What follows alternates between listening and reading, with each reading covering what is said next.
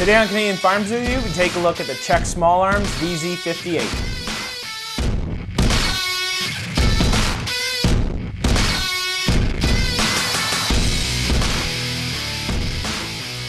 So this is a Czech Small Arms VZ-58, and this is a rifle I've been looking at for a long time.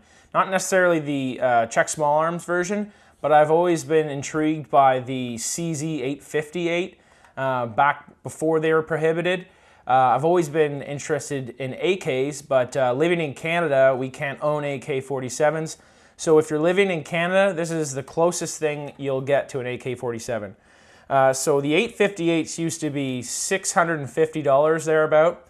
I held off for a while. I really shouldn't have, because these CSAs are now about $1,000 if you can find them. So I picked one up anyways because I didn't want to miss the boat completely. And to be honest, I'm very happy, even at that price point. This is the most reliable firearm I've ever owned, bar none. I've always said that my Daniel Defense is a really reliable firearm. It is. It's extremely reliable for that platform. It has had a few malfunctions, typically due to the magazines, but this one I can't even say that about. I haven't had a single malfunction in about 1,000 rounds of use, and it is just extremely reliable. So for reliability points, it's really, really up there.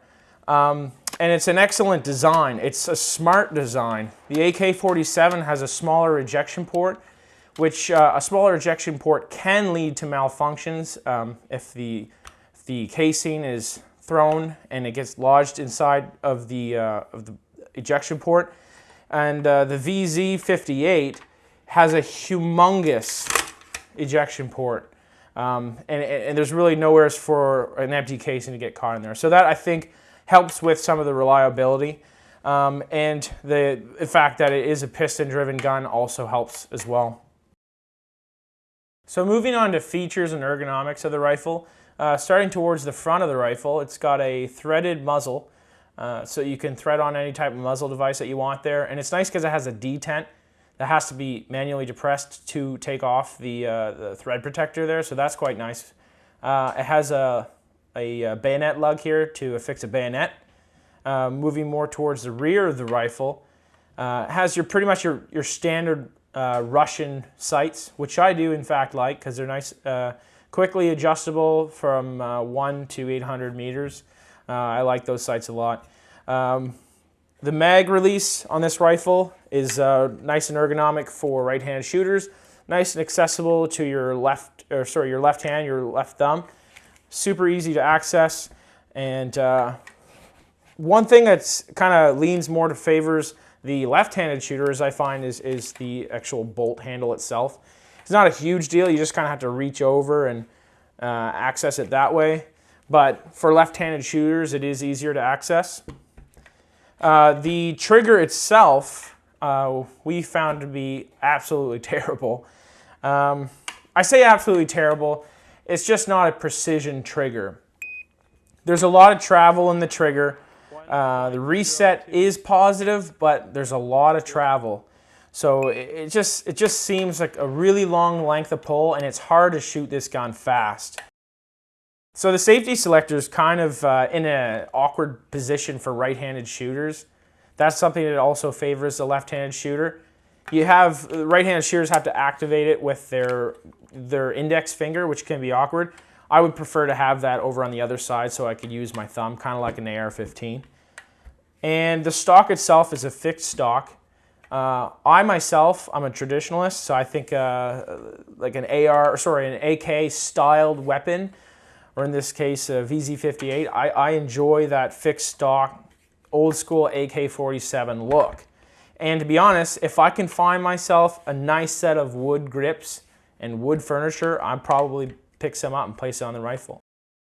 So if wood furniture isn't for you, there is a ton of upgrades for this rifle. If you prefer that tactical look, you can replace this fixed buttstock with a collapsible buttstock, and you can pretty much put any type of buttstock on there. Your mag poles, any kind you want.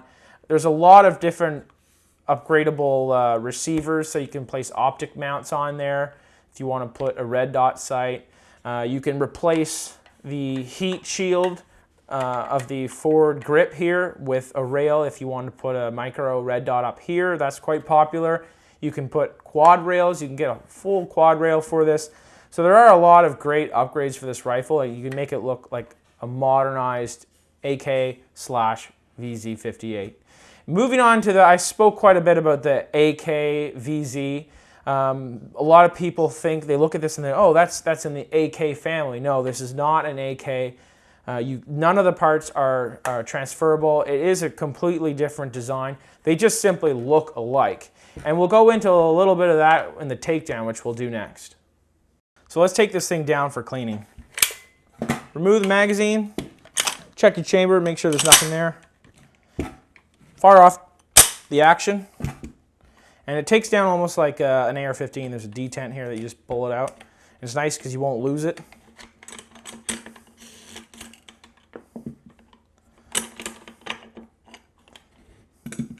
Bolt comes out.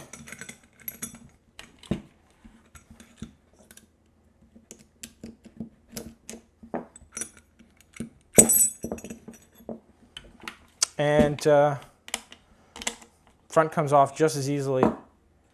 And remove the piston rod. And that's it. So that's the Czech Small Arms VZ-58.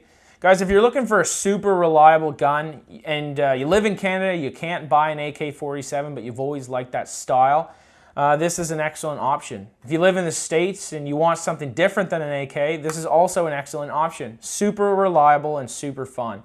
Like I said, it is non-restricted, so you can take it out in the woods and you can hunt with it if you want to in Canada. So that's a great option for you guys. Thanks for watching the video. Please don't forget to subscribe if you haven't already. Like the video and like us on Facebook. Thanks for watching.